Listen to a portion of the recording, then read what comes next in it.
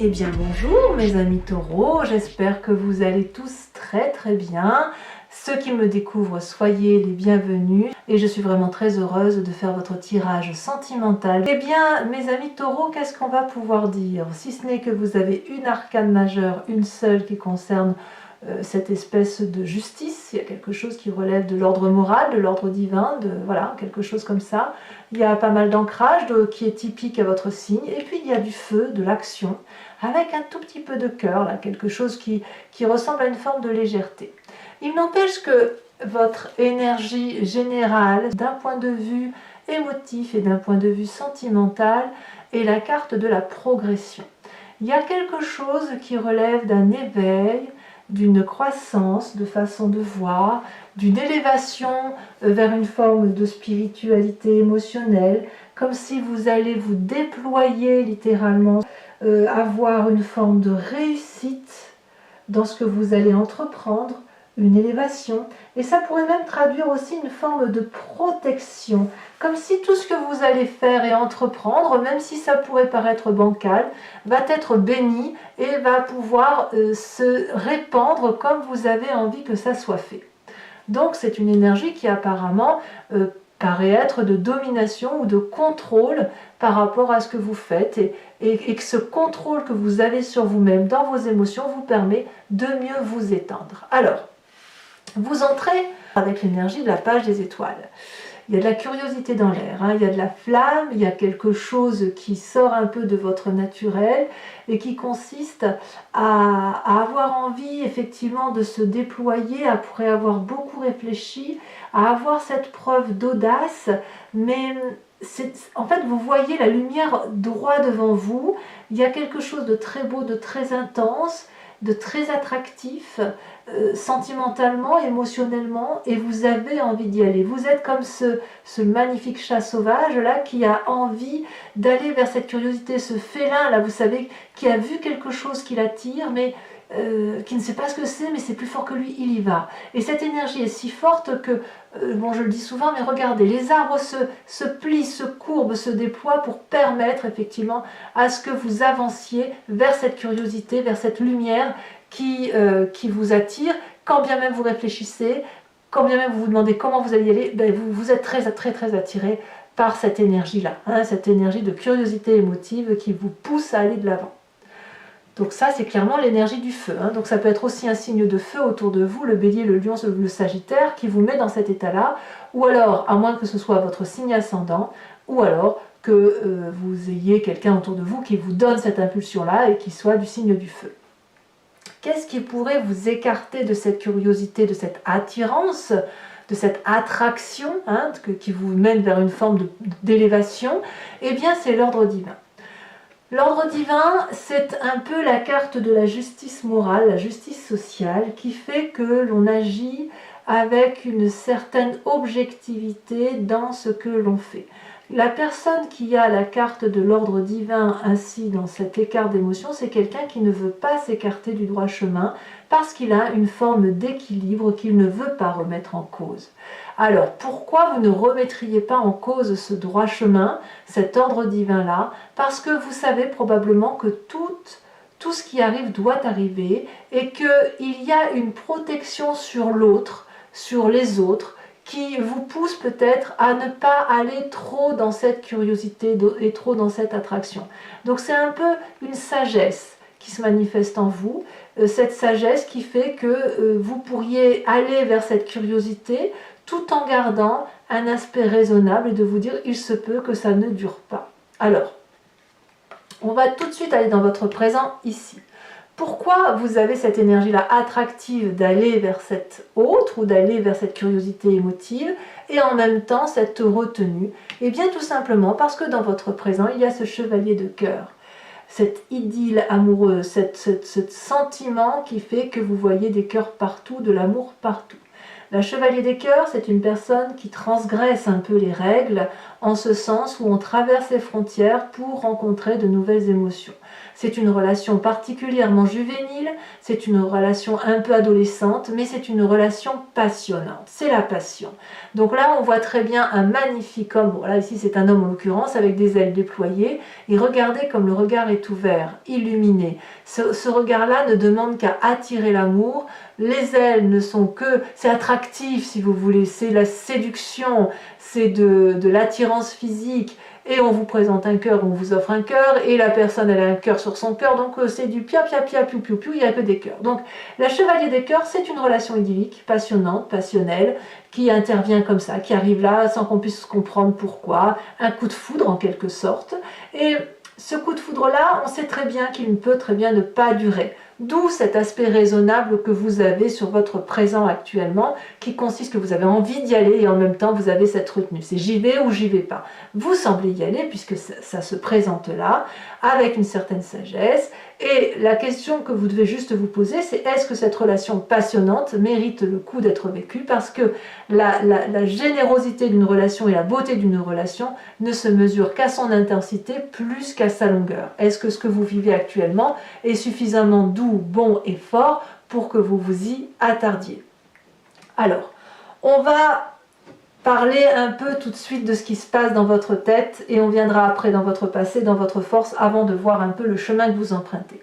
Dans votre tête, alors c'est là vous avez complètement conscience de ce qui se passe, vous ne le dites pas à tout le monde ou alors à un groupe très restreint, eh bien vous êtes comme un doux rêveur par rapport à cette relation qui s'est manifestée là, qui s'est présentée à vous et qui vous autorise, si vous voulez, à gravir les échelons de cet éveil émotionnel. La page des arbres, donc là clairement vous êtes ancré, hein, c'est clairement le signe de terre qui se manifeste. Vous avez envie d'investir un rêve, ce rêve qui pourrait être la curiosité émotionnelle d'aller vers cette rencontre à l'autre. Et puis en même temps, ces deux cartes étant tombées ensemble, je vous les ai mises, on a cette 5 des arbres qui fait que vous vous limitez littéralement à une certaine rigueur, à une certaine droiture qui vous étouffe quelque part. Parce qu'il y a quelqu'un autour de vous qui vous impose des normes ou qui vous a imposé des normes, mais enfin bref, vous avez été construit comme ça. Et en fait, là, vous avez la possibilité de sortir de votre coquille, de sortir de votre façon de penser et enfin d'investir un rêve amoureux. Et d'ailleurs, ça semble dans votre tête la seule chose que vous puissiez faire et la seule chose qui paraît acceptable en l'état actuel. Donc voilà, donc dans votre tête c'est ça, c'est une dichotomie entre effectivement je veux aller vers cette relation-là qui est idyllique et en même temps il y a cette retenue, cette approche sociale, cette rigueur, cette objectivité, cette bienséance si vous voulez qui se manifeste tous plus ou moins. Il n'empêche que quand même, c'est pas que vous progressez vers quelque chose d'émotionnellement beaucoup plus doux, quelque chose qui va vous permettre de vous étendre, d'être en expansion, et ça peut être effectivement en relation avec une relation amoureuse qui pourrait être de cet ordre-là, qui est charnelle, physique, mais tellement bonne, tellement douce.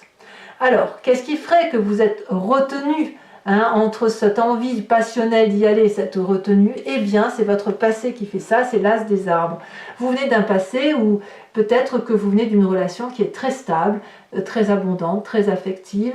Vous avez peut-être déjà refait votre vie, vous avez peut-être déjà construit quelque chose de très beau, vous avez réécrit des chapitres de votre histoire, il n'y a rien à dire, tout est beau, tout est bien en fait, c'était complet. Vous avez certainement vécu ces dernières années ou ces derniers mois quelque chose qui relève de l'investissement sur l'avenir d'un point de vue émotionnel.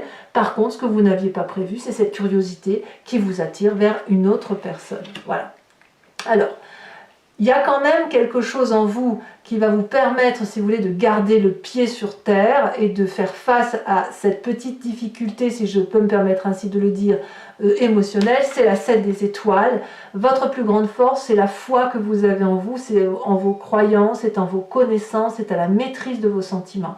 Vous allez savoir faire la part des choses dans ce que vous vivez d'un point de vue relationnel. Regardez, cette femme, elle arbore une robe bleue remplie d'étoiles. C'est autant de questions qu'elle s'est posées et à laquelle elle a répondu avec ses sentiments.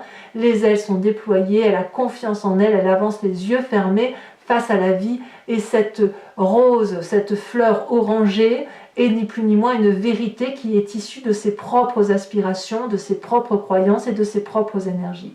Donc là, c'est beaucoup de maîtrise que vous avez en vous, et j'ai l'impression que c'est une forme de self-control par rapport à ce qui se passe émotionnellement entre l'envie de dépasser les frontières et d'investir un rêve, et en même temps de rester dans un carcan sérieux, stable, ancré, avec des valeurs morales qui sont les vôtres.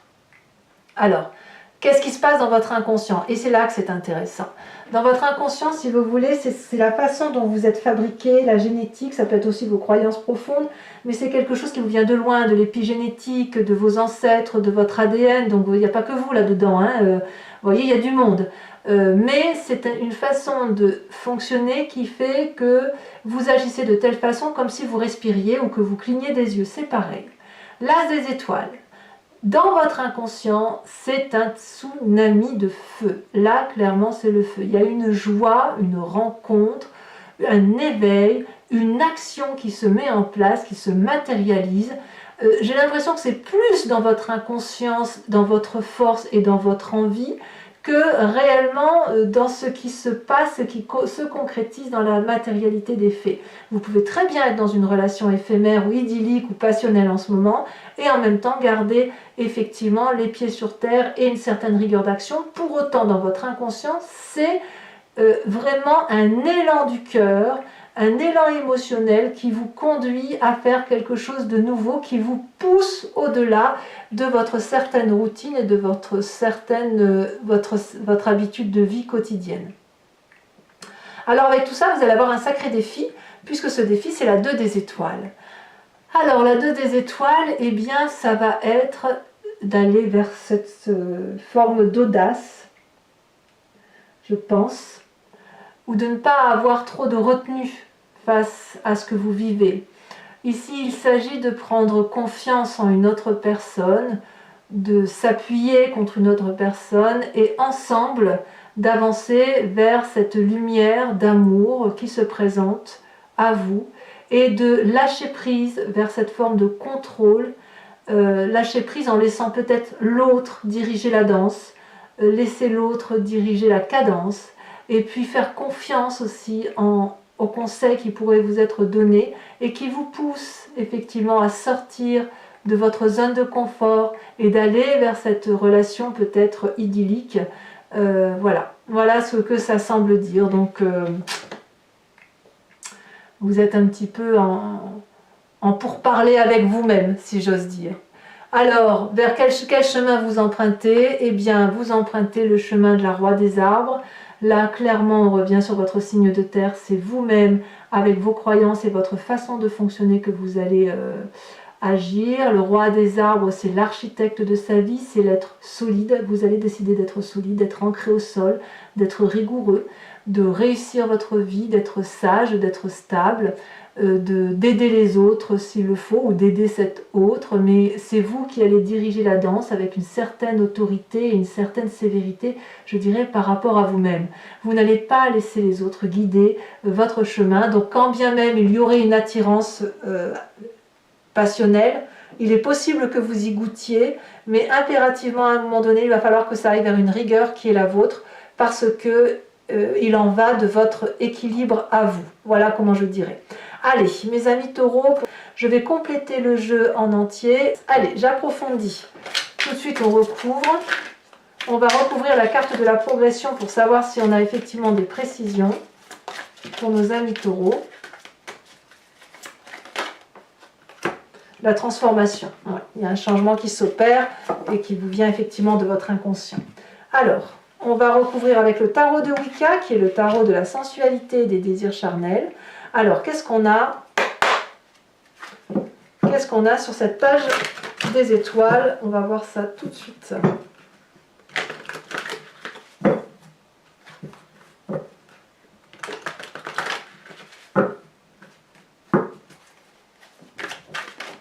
Ça sonne déjà. Nous avons la 8 de coupe. Et oui. Comme un départ qui s'impose, hein, comme une envie de nouveau départ peut-être. Alors sur cet ordre divin, hein, sur cette justice, moi je le vois plutôt comme le respect de certaines normes, d'une certaine façon de penser, d'un certain raisonnement qui s'impose à vous. On a la 5 de bâton. Ah ouais. La 5 de bâton couplée à la 5 des arbres prouve effectivement qu'il y a des limites d'ordre social, hein. Ça, ou des obligations familiales, que sais-je. Alors, votre passé sur cette As des arbres.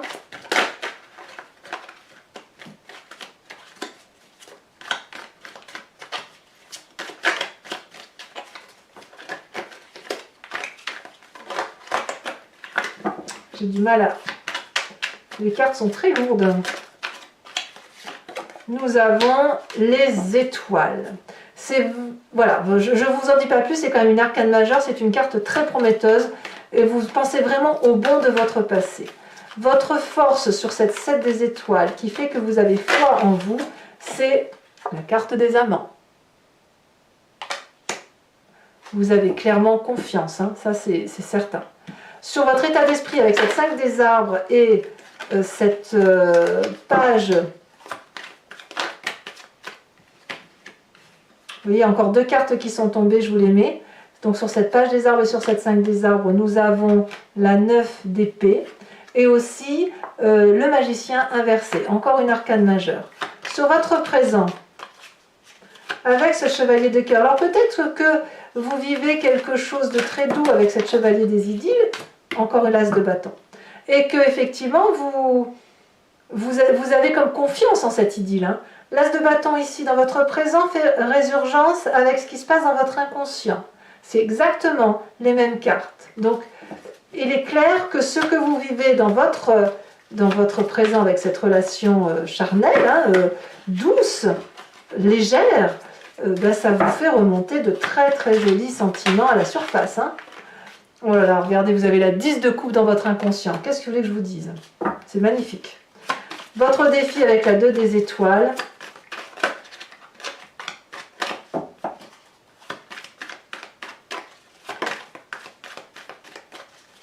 Nous avons, qu'est-ce que ça va dire?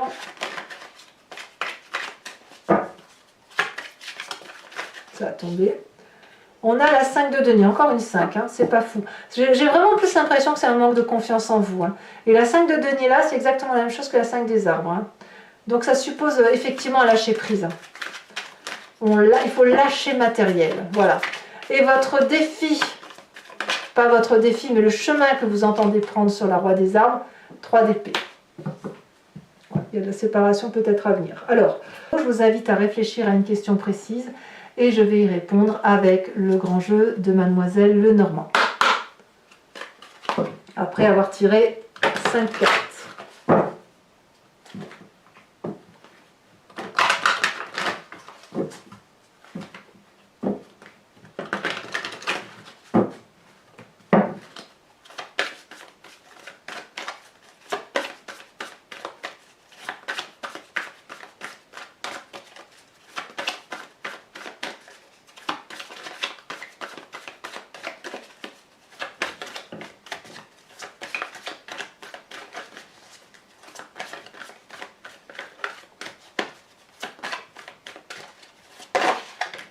Nous avons la 5 de carreau.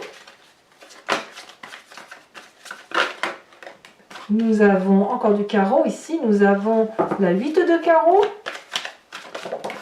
Vous présentez, oh, c'est l'esprit masculin qui se manifeste. Donc, ou c'est vous, messieurs, ou alors, mesdames, ça peut être votre autre auquel vous pensez, ou alors à votre part masculine. Hein, qui réfléchit pragmatiquement, terre à terre. On va voir, là j'en remets une là-dessus. Hein.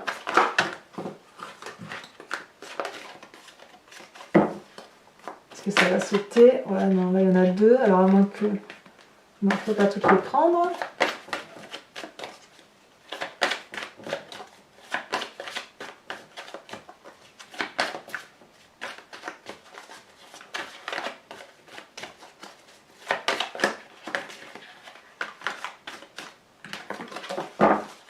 Ça ne veut pas sauter, si ça veut bien sauter, mais ça veut trop sauter. Voilà. Là, il n'y en a qu'une. Encore du carreau, dites-moi, et bien dites donc. Nous avons la 10 de carreau. Il y a un voyage, cette expansion, elle se traduit à travers le carreau par des voyages, par une nouvelle façon de voir les choses. Le voyage peut être aussi transcendantal, il peut être aussi à travers vous, à travers l'autre. Il y a quelque chose de doux qui se réveille là. Ici, c'est le cœur qui se manifeste. On a la 7 de cœur. Et enfin, la dernière, c'est la 6 de carreau. Encore du carreau. Eh bien, alors les amis taureaux, émotionnellement, ou pour vous faciliter ce passage, je vais tirer une carte de l'oracle de l'archange Gabriel pour vous aider à vous reconnecter à une magnifique énergie que vous avez forcément en vous et qui va se manifester pour vous.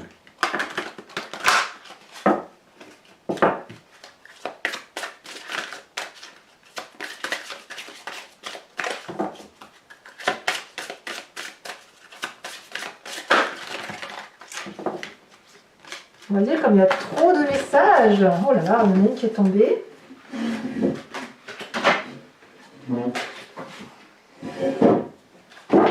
Allez.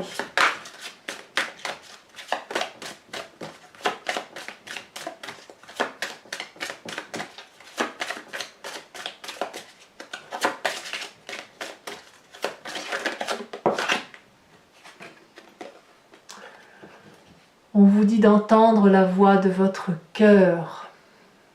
Voilà mes amis taureaux, n'hésitez pas à liker, à commenter, à partager, à vous abonner bien évidemment. Et je vous dis à très bientôt pour votre prochain tirage. À très bientôt mes amis taureaux, bisous bisous.